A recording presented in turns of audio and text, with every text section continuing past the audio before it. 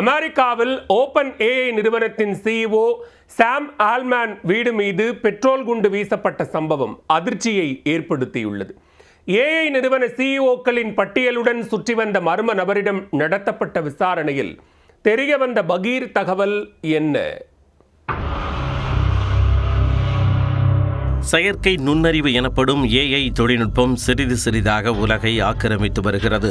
ஏஐயின் அசுர வளர்ச்சி ஆக்கப்பூர்வமாக பார்க்கப்படும் அதே நேரம் அதன் அபாயகரமான பக்கமும் அச்சுறுத்தலை ஏற்படுத்தி வருகிறது.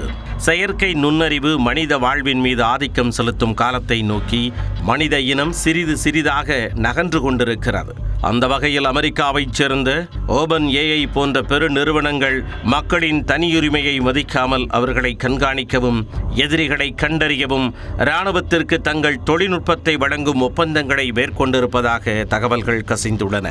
இது தொடர்பாக ஓபன் ஏஐ நிறுவனம் அண்மையில் அமெரிக்க இராணுவத்துடன் செய்து கொண்ட ஒப்பந்தம் பெரும் சர்ச்சைகளை கிளப்பியது. இந்நிலையில் செயற்கை நுண்ணறிவு துறையில் முன்னணி நிறுவனமான ஓபன் ஏஐயின் தலைமை செயல் அதிகாரி சாம் ஆல்ட்மேனின் வீட்டில் மர்ம நபர் ஒருவர் பெட்ரோல் குண்டு வீசிய சம்பவம் பெரும் பரபரப்பை ஏற்படுத்தியிருக்கிறது.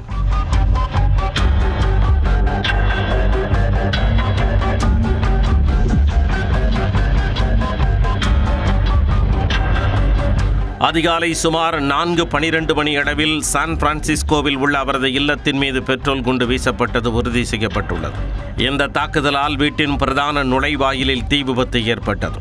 அதன்பின் அங்கிருந்து ஓபன் ஏஐ அலுவலகத்திற்கு சென்ற மர்ம நபர் அங்கு ஒரு நாற்காலியை பயன்படுத்தி கண்ணாடி கதவுகளை தாக்கி உடைத்திருக்கிறார்.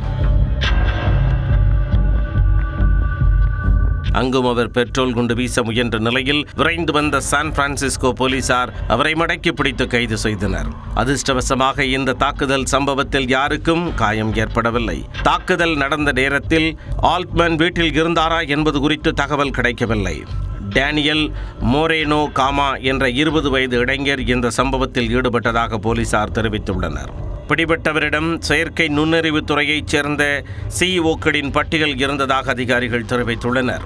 2024ஆம் ஆண்டின் தொடக்கத்திலேயே மொரேனோ தனது இன்ஸ்டாகிராம் உள்ளிட்ட சமூக ஊடக தளங்களில் செயற்கை நுண்ணறிவு குறித்து எச்சரிக்கும் பதிவுகளை பகிர்ந்திருக்கிறார் என்கின்ற தகவல் கிடைத்துள்ளது. அந்த கணக்குகளில் ஏஐக்கு எதிரான எச்சரிக்கைகளை வழங்கும் ஆய்வுக் கட்டுரைகளையும் புத்தகங்களையும் பரிந்துரைத்திருந்தார். நாம் ஒன்றும் செய்யாவிட்டால் மிக விரைவில் இறந்து விடுவோம், அது எனக்கு மிகவும் உறுதியாக தெரியும் என்று டிசம்பர் மாதம் தனது இன்ஸ்டா பக்கத்தில் பகிர்ந்திருக்கிறார். அவர் மீது கொலை முயற்சி மற்றும் தீ வைப்பு முயற்சி ஆகிய குற்றச்சாட்டுகள் பதிவு செய்யப்பட்டுள்ளன. நகரத்தின் மையப்பகுதியில் உள்ள பிரதான ஏஐ நிறுவனத்தின் CEO இல்லத்தில் இத்தகைய தாக்குதல் நடந்திருப்பது சிலிகான் பள்ளத்தாக்கில் பீதியை ஏற்படுத்தியுள்ளது.